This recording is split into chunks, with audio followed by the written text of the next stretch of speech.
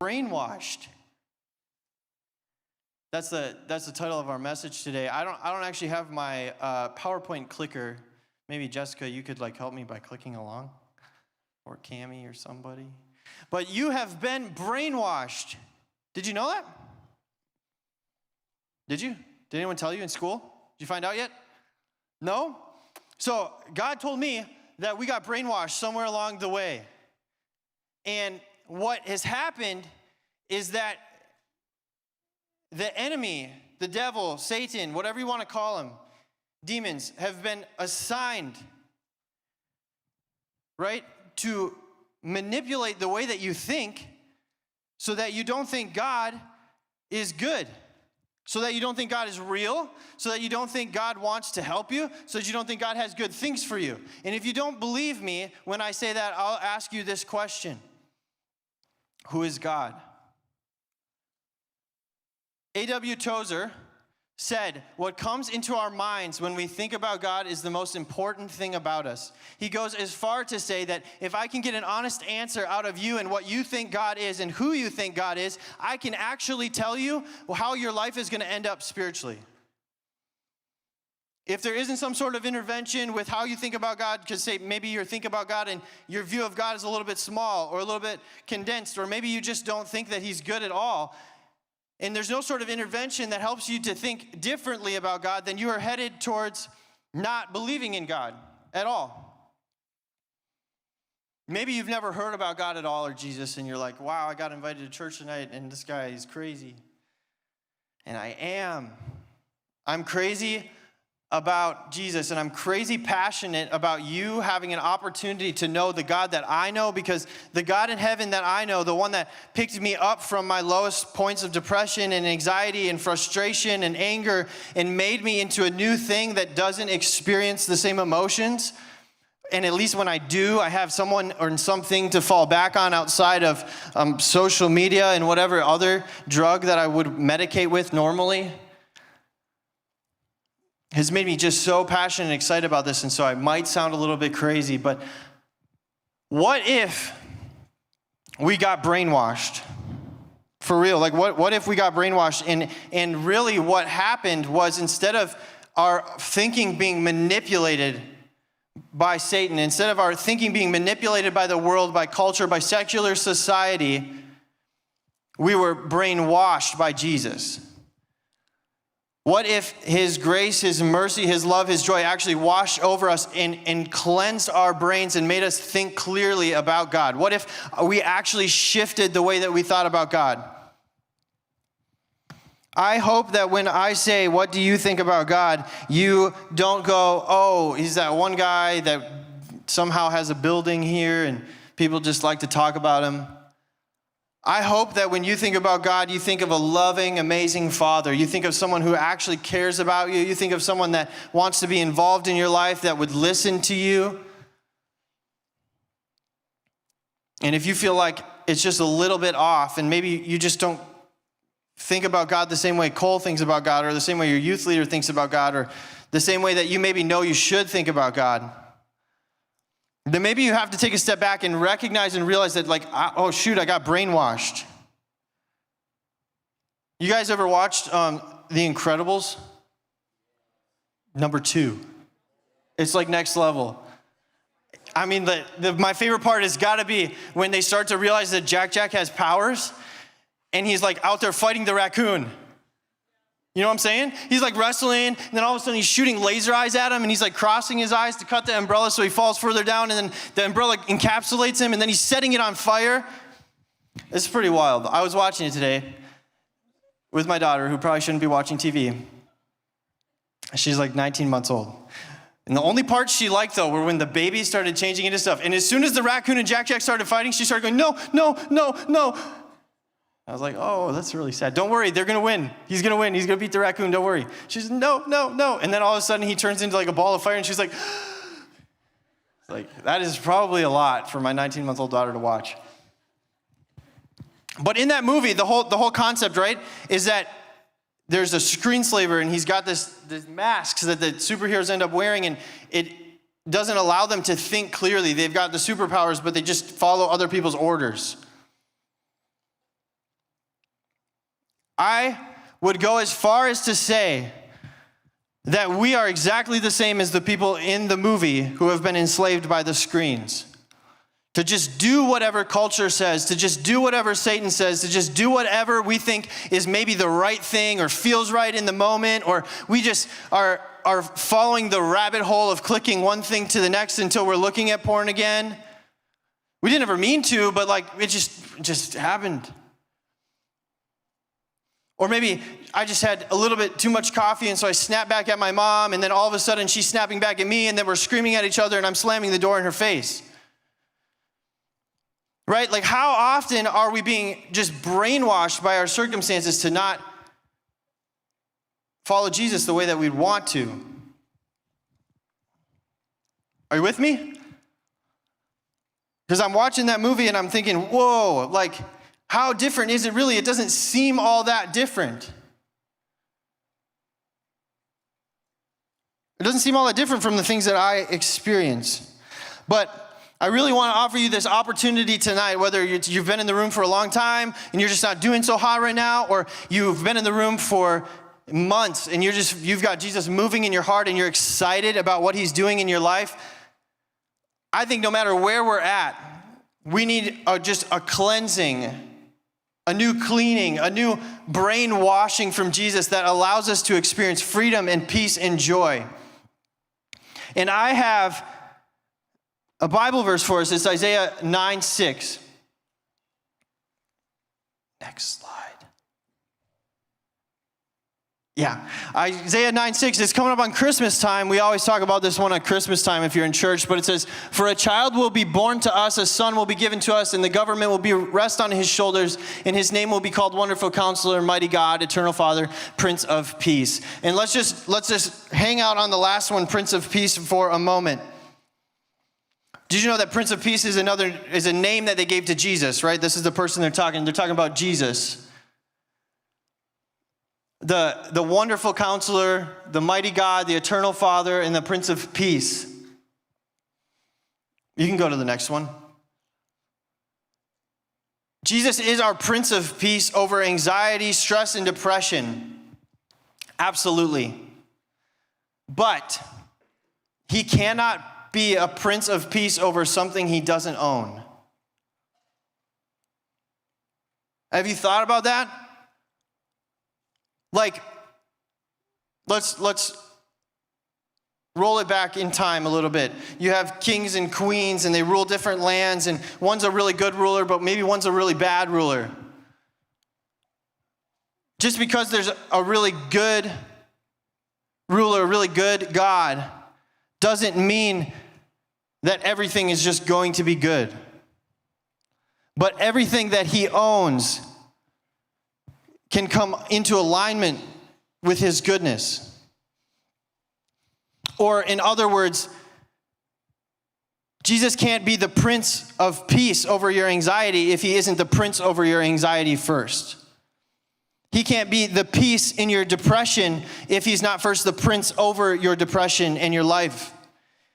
He can't provide peace to your circumstances and your frustration about the sports team if he's not first the Prince over the circumstance that brought you to that place.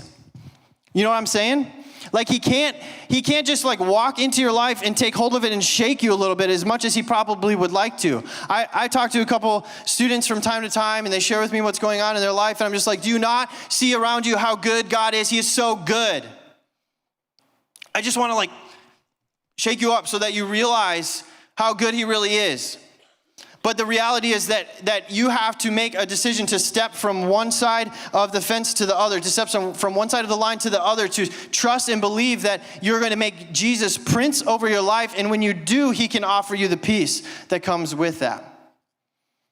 But if you just keep doing it on your own and saying, well, he's the Prince of Peace, but he never gives me any peace, it doesn't work like that. You have to make him the prince over your life before he can give you peace. You have to say, God, I surrender this situation to you. I surrender my anxiety to you, and so I want your peace. And whatever happens in the circumstances, whatever, I trust that you're going to make it okay. You're going to be there. You're going to give me peace. You know, I don't have this one in my notes, but I've been thinking a lot about anxiety lately. And the contrast between anxiety and faith, I think I shared it with you guys, but I will share, maybe not, I'll share it really can. We can't experience anxiety and faith at the same time. Faith's a cliche word Christians talk about all the time. I'm making my faith is growing. Like I say it too, I get it, okay? But think about faith as the action, a belief in a thing unseen that has not yet come. I have faith in Jesus. Like I've never seen Jesus, but I have faith that he existed. I've never seen God, I have faith in God. When I pray, I have faith that he'll answer my prayers, even if I don't necessarily see it. Do we know what faith is? Okay, anxiety is when we create an outcome in our mind that hasn't yet happened yet. It's like thinking into the future and going, oh, I'm going to get in an accident tonight, so I am too nervous to drive home. That's an extreme, right? Maybe you've been in a car accident, you've been there. I was in a car accident. I got so anxious to drive, I was like a grandma in the slow lane. You know what I'm saying? If I do get in a wreck, at least I won't be going very fast. But here's the thing, both faith and anxiety take imagination. Both faith and anxiety take imagination. Faith is imagination and trust in God that a good thing will happen, that he's got your back, that he is the Prince of Peace, the wonderful counselor, a mighty God. Anxiety is imagination that any bad thing is going to happen to me anytime. I struggled with some serious anxiety in high school and junior high, to the extent that I couldn't eat in front of my peers because, no joke, the anxious thought that I was going to puke on the table. And if I didn't eat, I wouldn't open my mouth. And if I didn't open my mouth, I couldn't puke. It's whack. Doesn't it sound a little bit whack? I hope it does. Maybe you're there and you've experienced the same anxious thought, and so it doesn't sound that crazy. But if you've never felt anxiety like that, it's a little crazy. Okay? But my faith was in my anxiety. And it caused me to experience a negative circumstance. It caused me to not be able to eat, to get jittery, to feel anxious in those moments. If instead I would have put my faith in God right from the get-go and trusted that a good thing would happen, instead of faith that my depression is going to show up, or faith that my stress is going to show up, or that my anxiety is going to show up, or even to the extent of saying faith that God's not going to show up when I go to read my Bible. Faith that God's not going to show up when I say that prayer at night. Faith that God's not going to show up when I'm standing in worship because he just hasn't yet. What if instead we had faith that said he is going to show up because he said he would? He is going to touch you because he said he would. He is going to provide for you because he said he would. He is going to come back one day because he said he would. I don't know about you, but I am tired of putting my faith in my brainwashed circumstances that cause me to think only negative things about the world around me. Instead, I want to put my faith in a King of Kings, in a Lord of Lords, in a Prince of Peace that promises an amazing outcome for me if I'll just be faithful to what he's asked me to. Which is really just like doing good things and not bad things. It's not a whole rule book. It's just like, will you look out for the poor and needy? Will you smile at your neighbor? Will you show love and kindness instead of discord and frustration? And all those things come as we just draw closer into a relationship with him. Psalms 23. Let me turn there real quick. If you got a Bible, you can turn there. This is my favorite chapter in the Bible right now. I've been going crazy with this one. No joke, look at all the marks I have already.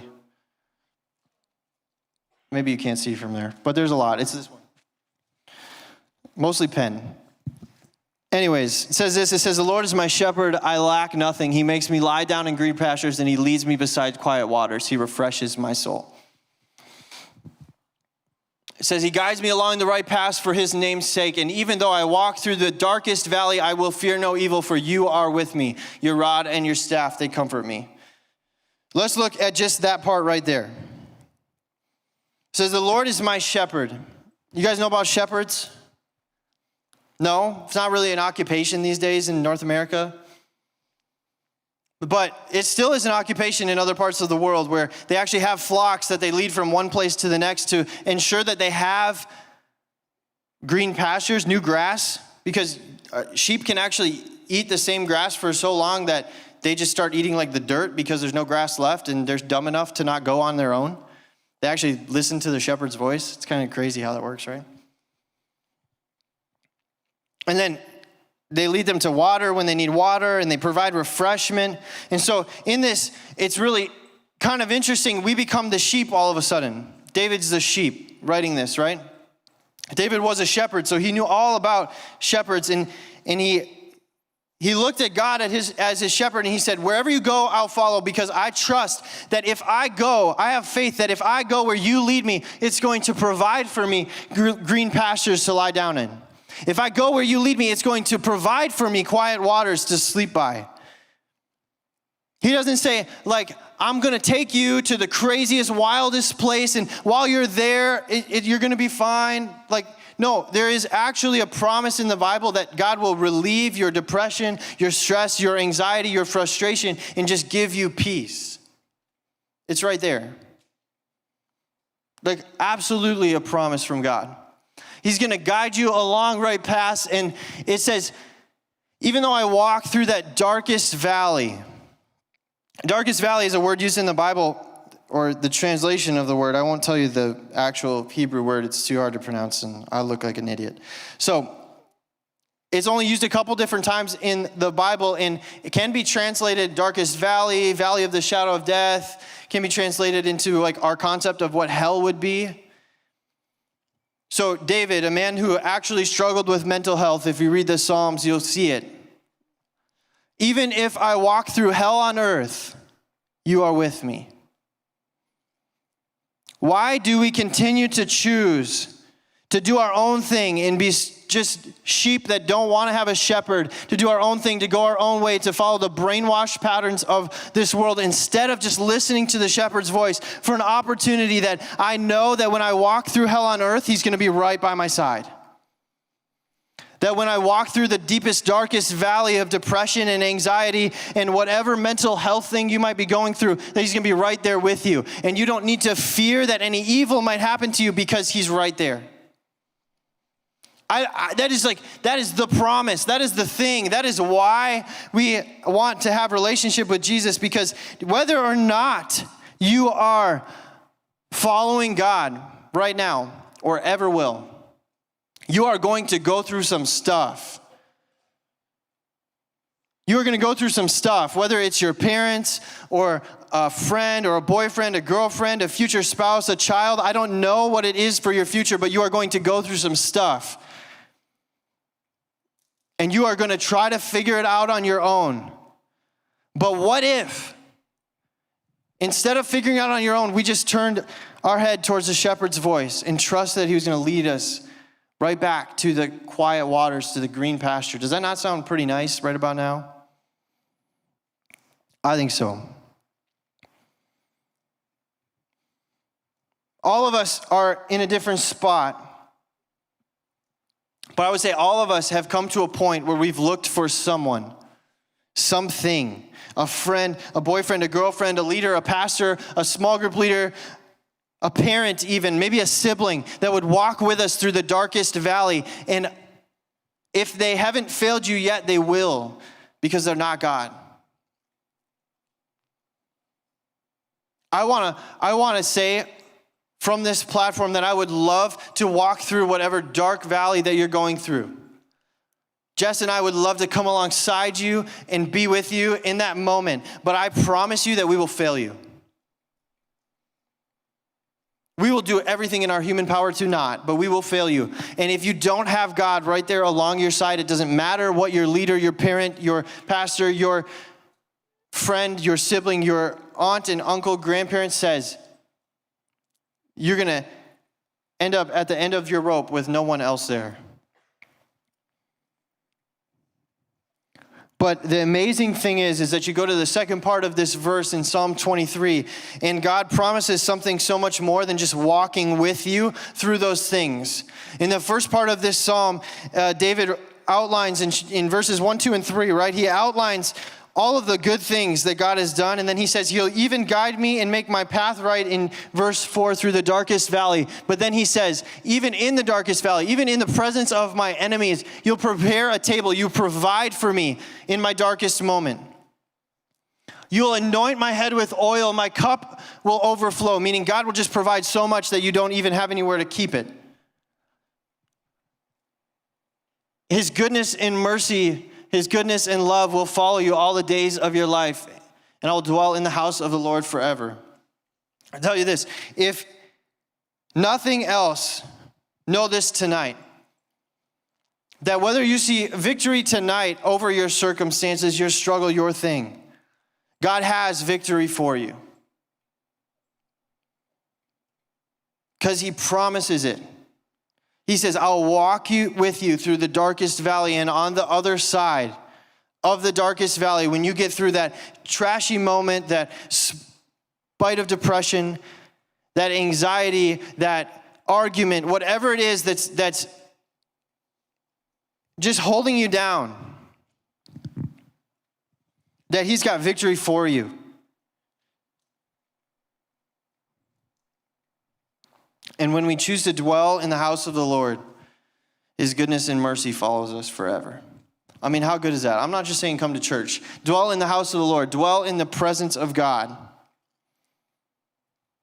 Right? Like, do your soap every day, because when you do, the goodness of God just has an opportunity to be on you. But when you don't, like, how is it supposed to? You want God to show up in your life, but you're not willing to open this book? I'm telling you what, guys, like, he can't.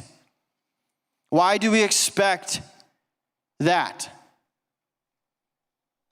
Why do we expect that? We keep choosing to fight it. We keep choosing to be anxious. We keep choosing to feel depressed. But why don't we just choose to read our Bible a little bit more often instead of watching Netflix, or instead of playing Fortnite, or instead of scrolling on social media? It's okay to do those things. Absolutely. Hope you have fun with it. It's okay to enjoy social media. It's okay to find friends on Fortnite and just jam out in the middle of the night. But if you're using those things to overcome your circumstance instead of turning to God first, then where are we going? Because it's only going to work for so long, right? And God promises victory. So tonight we need to choose to be brainwashed. 2 words. We need to choose to have our brain washed by Jesus' blood. We need to choose to have our brain washed and cleansed and made new and whole. We need to choose to be made new. So I want to offer you guys the opportunity tonight. We did this last week. We're going to do it again tonight. Just an opportunity. The worship team's got a song to end with.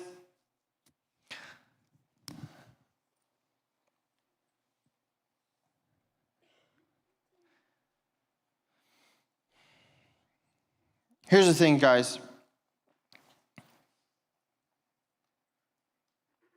I'm so stoked that we raised money for missions. I'm so stoked that there's a bunch of people in the room. I'm stoked that we are doing cool things, that we've got fun stuff after youth. But at the end of the day, if one person would have showed up tonight and this book was real to them in a new way, that's all that really matters. Right? If one of you showed up tonight and you went home and you read through Psalm 23 and you just said, God, will you provide for me a green pasture and a quiet waters because I don't have it right now? That's cool. That's all that needed to happen.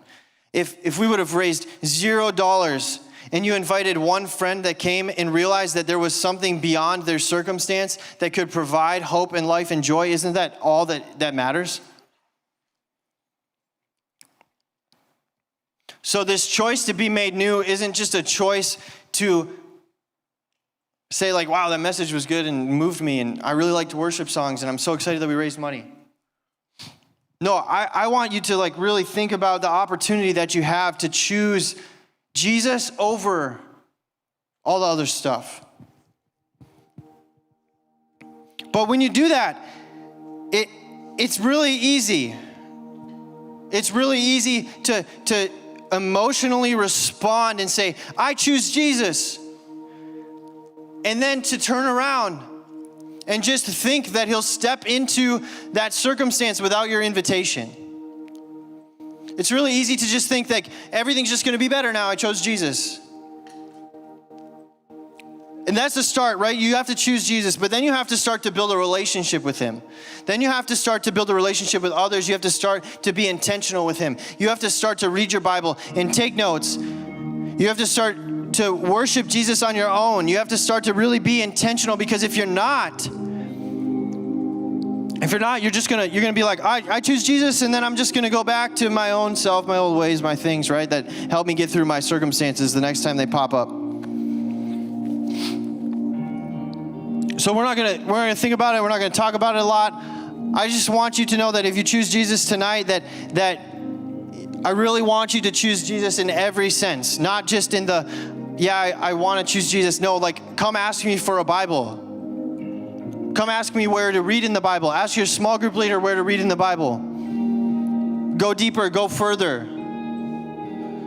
Don't just do it one more time because maybe I'll go to heaven. Do it because you want relationship with the living God that gives you so much more than what you might have otherwise. So right now, I want to just open the altar. If you want to rededicate your life to Jesus, maybe you already believe in Jesus 100% and you're like, yeah, he's real, but I haven't been living for Jesus. If you want to come forward to the altar, you can totally do that right now in this moment. Any one of you.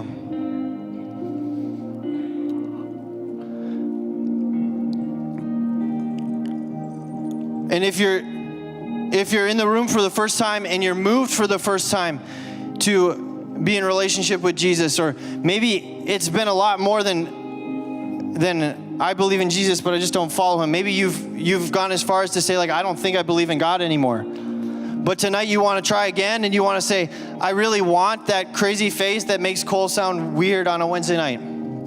I really want to experience what I see them experiencing at the altar in worship. I really want whatever my friend has and the joy that they have that brought them into this space tonight. Then I'd invite you to step forward into the altar and trust that when you do that, it makes a difference.